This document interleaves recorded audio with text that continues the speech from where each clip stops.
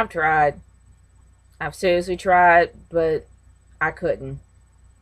No one can get through this. No one can get through the second hour. I'm not even gonna split it into halves. I mean, oh boy. Ugh.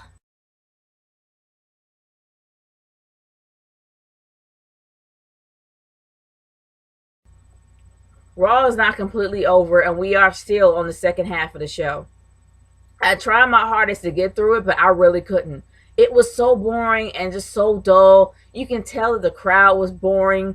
Well, you could tell the crowd was bored with everything that was going on. You can tell the crowd had absolutely no energy, and that's what the show was. The opener was just flat out dumb, and it's not even a point to even rant about this because it's kind of expected now. It's to the point where WWE is so far in denial of what's really going on that they're still sticking to their same formula. For crying out loud, they have several feuds that are still fusing together and not completely finished. You got a feud with Rusev that's supposed to be that was feuding with Jack Swagger that's not completely over, and now you got Rusev feuding with Mark Henry for some strange reason, and then all of a sudden you got Bo Dallas feuding with Jack Swagger. You got four feuds going on at the same time without any conclusion at all for the original feuds that happened. Why? This is not a soap opera, people. Oh yeah, I forgot. They got soap opera writers. Yeah.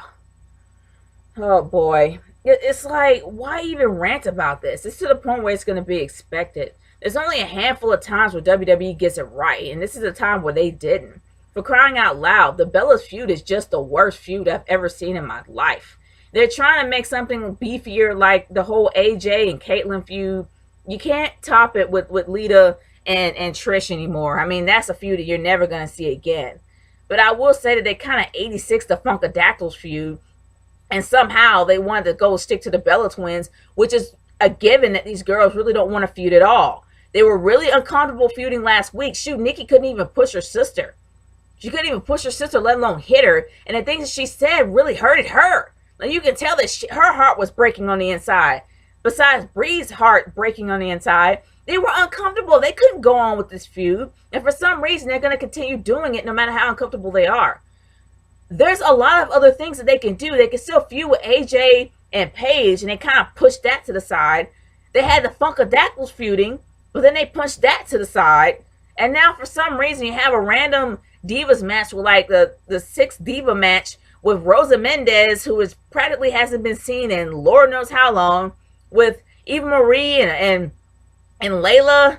And I guess they kind of got rid of that whole Summer Rae Layla thing. Thank the Lord if they did, because that was the worst ever. You want to make Layla go out with a bang. It'll be nice for her to have a decent feud because she brought a lot to the company. Can you give this woman a decent feud? Somebody she can feud with that'll make her look good, please. Instead of putting her around a bunch of randos that absolutely have no reason to feud with her at all. It would be nice to see that. Have this woman go out with a bang. Seriously. There's so many things that they could do with other characters. There's so many feuds they could start to make Night of Champions interesting. But for crying out loud, they did none of this. It's like they forgot they were even having a pay-per-view, and the only match they focused on, kinda, was Lesnar versus Cena. And I will say that the whole highlight of the show was Paul Heyman. Paul Heyman is always the highlight of the show because the guy is the best talker on the mic. He's the best manager in this era. He's not better than Bobby the Brain Heenan, but he's up there. He's at least in the top 5. And I will say for this generation, it's Paul Heyman. And Paul Heyman was the guy that literally just made your whole insides light up every time he's on the mic. Because that guy is expressive. Not only is he expressive, he's passionate. You gotta love it. Seriously. And he was the highlight of the night. And that is sad. The main event I could care less about because pretty much Paul Heyman gave us a spoiler of what the main event might be. And even if the main event wasn't like that and the heels came out on top, it's typical. It really is. It's very, very, very typical. And I could care less about it. Then you got Heath Slater getting beat up by a bird. No, not a bird, a bunny. He got beat up by a bunny. Either or it was a dude in an animal suit. Or a chick, whatever. It's sad. He got beat up by the freaking Easter Bunny. Really? That's the worst way to bury a guy. Seriously, the absolute worst way to bury a guy. Not speaking of burials, you end up having Rusev go against Zack Ryder. Zack Ryder's still trying to do his best to get as over as he possibly can be, but no, that's never gonna happen again. Ever since the Long Island IZ True Hollywood Story or whatever is gone, there's no way that he can get over. That was his only way that he can get over, being the only internet champion. And now that that's gone, they can care less about him. He even changed his hair. He changed his hair. He changed the old Jersey outlook, and he still isn't getting any props. His best friend Dolph Ziggler is getting more than he can ever get, and that's sad. And people actually wanted to see Dolph Ziggler perform. They didn't care much for Sheamus. They cared about Dolph, and they cheered for Dolph all night. Even though Dolph is something, a quasi-heel, I have no idea what Dolph is supposed to be. But let's just say that he's a show-off, and let's just say people like him and they want to see him go against The Miz without Sheamus. Which is pretty much what should have happened, because now Sheamus is starting to become irrelevant. I don't even know if he's a part of Breakfast Club anymore. But still, my overall thoughts of this, should I even have overall thoughts? This show was crap. Not only that, it did nothing for the Night of Champions. It did nothing to hype you up. It did that same stupid joke over and over again about WWE being $9.99. The entire show itself was stupid, and it made absolutely no sense, and it didn't gear anything towards the pay-per-view. Not to mention that the feuds weren't even finished before they started, and they're making new ones.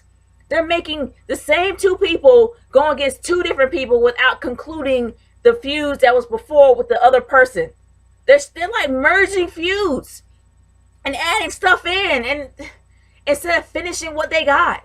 It's just all kinds of confusing. Not to mention that John Cena kind of ruined it for me when he had talked about lawsuit. But they did a really great job beefing him up against him and Brock Lesnar, saying that everybody's going against him, which is great. He should have all the odds stacked against him to where people can actually look forward to seeing this guy become triumphant. But it seems to me that they're going to probably stick to the whole Super Cena route. They're going to have him win and beat Lesnar after the brutal beating that he had at SummerSlam. Unbelievable. Owning that he had at SummerSlam.